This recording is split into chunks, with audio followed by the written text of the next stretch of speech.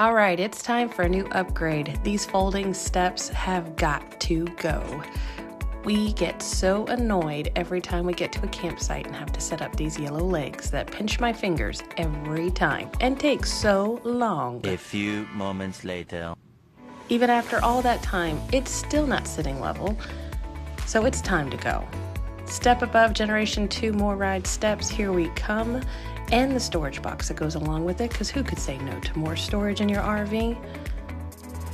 After a quick uninstall of our old annoying folding steps, Jay quickly installed the storage box that will take the spot of that big hole where the steps used to be. It was really simple, just a couple of screws.